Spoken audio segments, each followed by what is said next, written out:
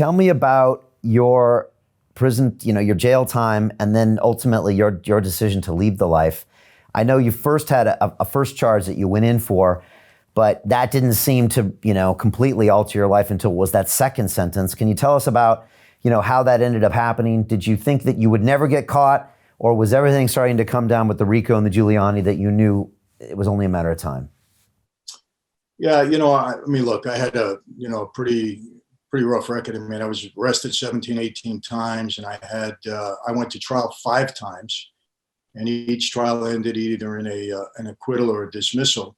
And the big thing for me was beating the Giuliani case, because if I lost that case, he would have given me probably 50 years, because I was one of the lead defendants, and I was acquitted. My co-defendant was convicted, and they got 30 years. So I'm the lead defendant.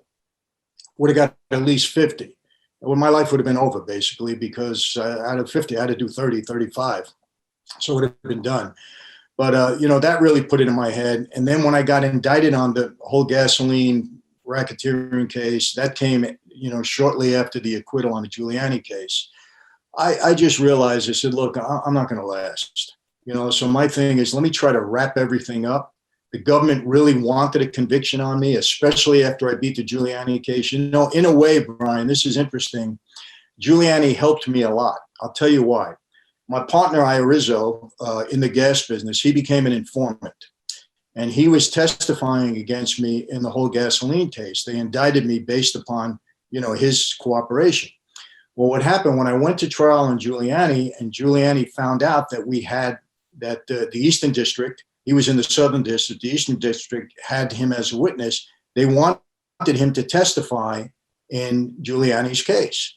And from what I understand, there was a big argument over it, because the Eastern District did not want to give up their witness. They went to Washington. Giuliani won. He testifies against me. We destroyed him on the stand. I get acquitted. So now the government in the Eastern District case, they're worried. We just destroyed their main witness. That's why, in my opinion, they were able to, or they wanted to do a deal with me. Otherwise, they would have never did a deal. They would have taken me to trial, or they wouldn't have taken less than 25 years. But as a result of that, I was able to make a deal for 10 years. I was under the old law, meaning I still could have made parole. I had a $15 million restitution and forfeiture. I gave up a lot of assets that I had at the time in connection with that. And I figured, okay, I'll wrap everything up. I'll move out to California when I get out of prison, and I'll get away from the life. And that was my plan. Excuse me. That's how I was going to work this all out, because I knew the life was in serious trouble. And that's what you did in the end.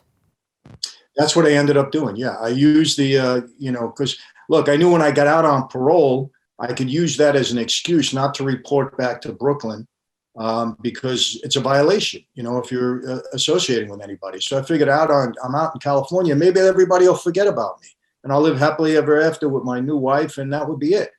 And so that was the plan. That's how I had it laid out. Now, it didn't actually work out that way, but eventually it did. But initially it didn't. Right. I mean, you talk about being in that second time and them throwing you into solitary confinement where, basically something in you kind of broke or snapped. And then you're in there with a Bible and you really had something change. You had like an epiphany within yourself. And, it's interesting listening to you, Michael. It sounds like, it's very difficult to be in that life. I know a lot of guys, I've met a lot of people over the years in business and, hardcore ultra marathoners and stuff like that. But to live that life where you've got to hold everything inside, you can't necessarily even trust the guys around you, even your own father. You got the government coming after you. You're on trial. It's this whole game. It seems to me that's very few men can sustain that mental pressure over a long period of time. And that on top of the fact that you're in solitary and you're having this epiphany. I don't know. Tell us about that moment. And am I incorrect in assuming that mental pressure, it's gonna get you at some point?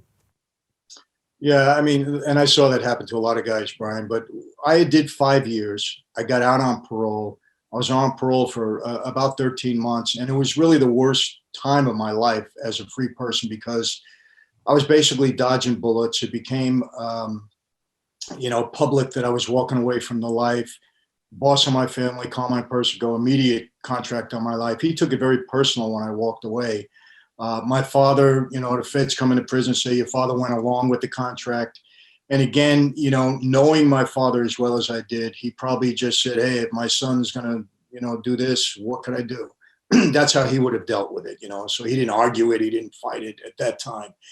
And so I was in trouble. I was dodging bullets. I mean, they did send some people out to get me. I had to leave my house a couple of times. And, Are you in New York still? Are you still in New York for that 13 months? I'm out in California. I wouldn't Okay. have made it in New York. There's no way I would have been able to do this in New York because I was too exposed there. Wow. But, and then I was trying to make a living. I still had a huge fine. I had so many things going bad. So I violated my parole. And the government was upset with me because they had picked me up in the morning and brought me into Newark, New Jersey to testify in a trial against the boss of Jersey, John Riggy, who was a dear friend of mine. And John and I had a deal where we were collecting a tariff on every window that came into any building in Manhattan. We had a tariff attached to it. And what happened was one of the guys that was involved in that was a co-defendant of mine on the Giuliani case. He gets convicted and he turns informant. So he tells the government that me and Riggy were partners. So the government brings me in and they say, you're going to testify against Riggy because we have all this information, or we're going to lock you up for perjury. We're going to indict you in the case. Bottom line, they bring me in there. I don't testify. They send me back to California. I refused. They send me back to California. And within 10 days or so, I'm violated on my parole. They were very upset with me. We're bringing new charges against you. You'll never see the street again. You're done. And that's it. They threatened me with murder charges and everything else. So that night, they put me in a hole in California jail, and they were going to bring me back to Brooklyn where my case was. And honestly, Brian, it was the worst night of my life. I said, look, I was just married I got married in July to my wife, my current wife, 35 years we're married. I said, we have a baby. I'm never going to see my wife again. The girl I did this all for, I'm going to lose her now. She waited for me for 5 years, 13 months on parole. Now I'm gone again. I said, they can't put me out on the yard. I got people looking to kill me. I'm going to spend the rest of my life in a 6x8 cell. So, it was a scary feeling. I'm going to be honest with you. I said, I'm hopeless. What am I going to do now? It's done. I'm finished. And I don't care what anybody says. Look, I did almost 3 years in the hole. It's tough to be in solitary like that. And when you think you're going to spend the rest of your life in there, depression, whatever you want to call it, it was rough. And that night, yeah, I say this all the time too, Brian. I used to demean people that were suicidal. I did. I said they're weak. They can't face up to their troubles. It's weakness. I don't do that anymore. Now, I wasn't suicidal that night. I wasn't that brave, but I can tell you, I wanted to lay my head on that big cot and just not wake up. It was too painful to think of my future. I said, this is it. And, long story short, and I've told this thousands of times in speaking events, a prison guard came by and just pushed the Bible through the slot on the door, and I picked it up, and it was a life-changing experience for me. Not immediately, but I spent 29 months and 7 days in that hole. And it was during that time that, my life and everything changed. You can call it an epiphany or a realization or, a come to Jesus moment. But it had a major impact on me that's lasted now 25 years.